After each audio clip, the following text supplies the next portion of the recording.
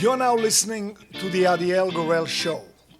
Each episode I'll bring you the latest news from my discussions with top health and wellness experts so that you can bring yourself into better health. Today on the Adiel Gorel Show.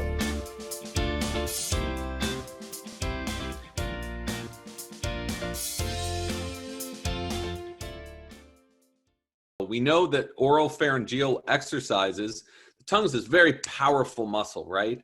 And so by pushing it up to the roof of your mouth and doing different exercises, they've shown enormous benefits for people with snoring and sleep apnea, because so many of those problems are associated with this gets flabby. We've got this muscle tube, it's the throat, it gets flabby, which causes snoring, and sleep apnea is caused by the tongue rocking back into the mouth. But if you work out that tongue, if you start toning it, it can more gently sit on the roof of your mouth, which is what you want. Right now, if you were to open your mouth up just a little bit, you're going to feel your tongue rock back into your airway. It's going to close that airway. And if you close your mouth, you're going to feel that tongue rock up to the upper palate to open the airway. So these exercises, they've been studied pretty extensively, and I was amazed by 20 to up to 60% improvement after a couple of weeks by just exercising your tongue. And it's free, everyone. So what reason would you have not to do it? Where can we find them? Oh, they're available online. You can just research oral pharyngeal exercises. There was recently, I think it was a couple years ago, but it was released in the journal Chest, which is a top scientific journal. So this isn't coming from some woo-woo new age stuff. These are real researchers who have calculated the difference that just exercising the tongue can make. And to me, it's obvious. It's like the tongue is a muscle. And if that muscle isn't used when you're just eating soft food and drinking Go-Gurt or whatever, it's going to get out of shape. But starting to tone it up is going to allow it to work more properly. Field for kids, and we know that 25 to 50% of studied children are persistently mouth breathing. And we also know that there's quite a lot of research showing that mouth breathing that's linking to sleep disorder breathing. If sleep disorder breathing, including snoring, is untreated by age 5, these kids have an increased risk of special education needs by 40%. Because of course, when we have a poor sleep, we wake up feeling lethargic, our productivity is affected, our mood is affected, but our brain is not developing, and it's the child's brain that's developing. I remember going to a talk by Christian Guilleminault. Sadly, he passed on maybe 12 months ago, but he was a Stanford-based medical doctor, a French doctor, and he coined the phrase obstructive sleep apnea. He came up with the term, and he also developed the apnea-hypopnea index. I remember in Bordeaux in 2016, he was talking at a conference, and he said that children's brains are getting fried. That was the words he used. He said, we need engineers, we need all of the professions, but as long as children are having sleep disorder breathing, their brains are getting fried. So here was I thinking, I'm working with children since 2002. We give them all of the exercises, but the thing that could, raise the biggest problem was how do we get them out closed at night? So we come up with a tape that surrounds out and it brings the lips together. We call it myotape. So I think it's starting, with the research that's coming out there.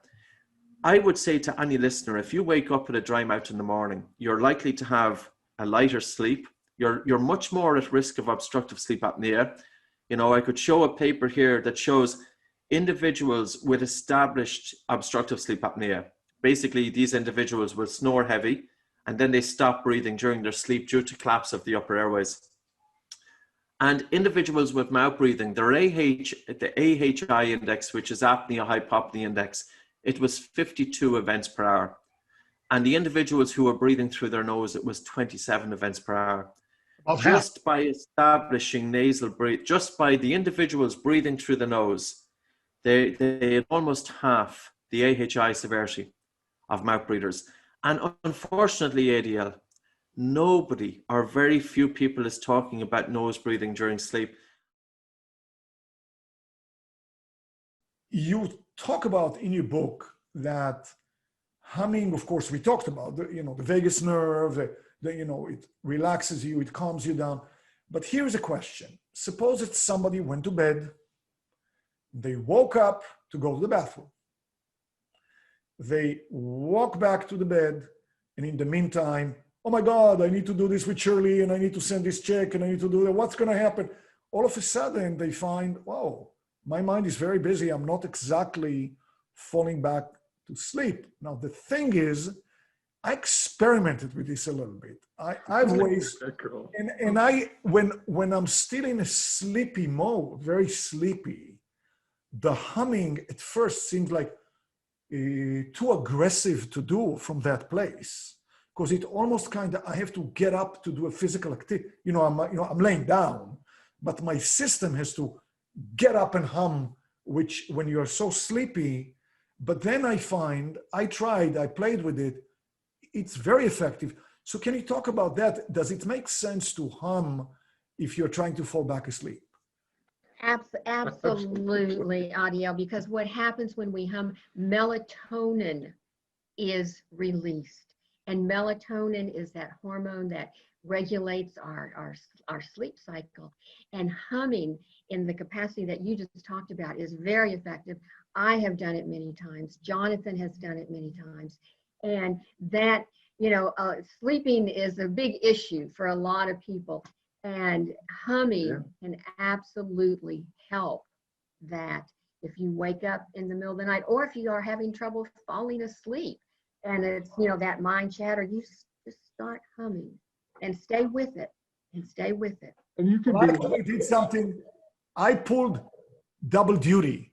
I was humming while reading your book. Boom. But listen, you can actually be lying in bed and just with your head on the pillow and go, many's the time I've done that for 10 or 15 minutes, and it's so soothing and relaxing, and really then I've fallen back to sleep, and it's also quieted the mind.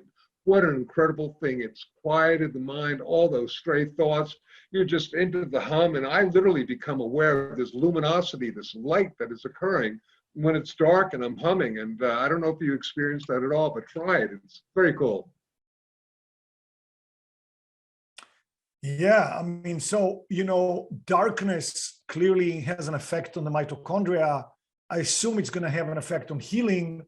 And also, just to go logically from what you say, it seemed like we should really sleep in a completely dark room, right? Yes, definitely. That's a great question. And technically, we talked about how mitochondria produce energy. We talked about how mitochondria play a phenomenal role in mediating communication between the environment and the cell. Other than this, also our mitochondria play an important role in two very important processes within every cell, autophagy and apoptosis. Now, autophagy means cellular cleaning, just like a dishwasher would. And apoptosis means cellular replacement and death, just like you would replace the oil for your car's engine, for instance. And every night while we sleep, we are meant to clean ourselves here and rejuvenate. And this can only happen at night in complete darkness after our eyes receiving the right signal that it is getting dark outside. And cells that cannot undergo autophagy and apoptosis develop tumor, they lose efficiency, and they lead to all kinds of neurodegenerative disease and chronic disease.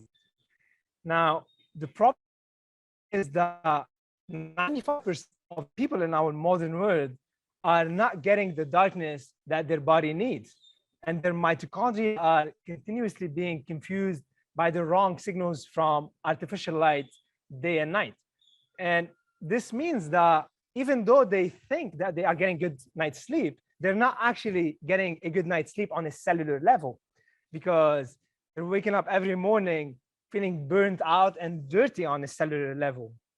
And eventually, day after day, as these cells are not able to clean themselves and replace themselves, the mitochondria start losing efficiency, and people start going into inflammation, and this technically leads to all kinds of chronic diseases.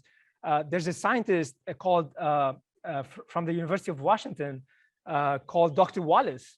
He literally won the Nobel Prize, showing that almost 90% of our modern chronic diseases are originating in the mitochondrial genome rather than the nuclear genome. So simply by allowing the mitochondria to connect with the light and dark cycles, by enhancing our light exposure during the day, and by blocking all artificial light after the sunset, we can start maximizing what these mitochondria do best, which is energy production during the day and repair and healing at night. So from the standpoint of traditional Chinese medicine, what does traditional Chinese medicine say about, aging and keeping strong and youthful through the years? Yes. Well, traditional Chinese medicine started with following the mother nature. What is following the mother nature? When the sun goes out, everybody wakes up and become active, go to the farm, go to the garden, go work. When the sun set to nighttime, everybody slows down, goes home, drink tea, rest, and sleep, and wake up when the sun comes back again. Day after day, years after years, never reverse the aging. So from the body rises with the nature, your activity also rises. So when you wake up, if you wake up, for instance, if you usually wake up like 5 a.m., for instance, and now all of a sudden you didn't sleep well, you woke up at 2:30, 3:30, you wake up, you still don't feel well. That's because the biomagnetic energy hasn't fully charged, like the battery hasn't been fully charged. So you cannot function so well. Let's say, but if you don't sleep well, you're sleeping very late and you're going against the nature. So your body spend more time to catch up with the demand physically and mentally. So that is not following the mother nature. That is not following the way you should rise and you should relax and rest.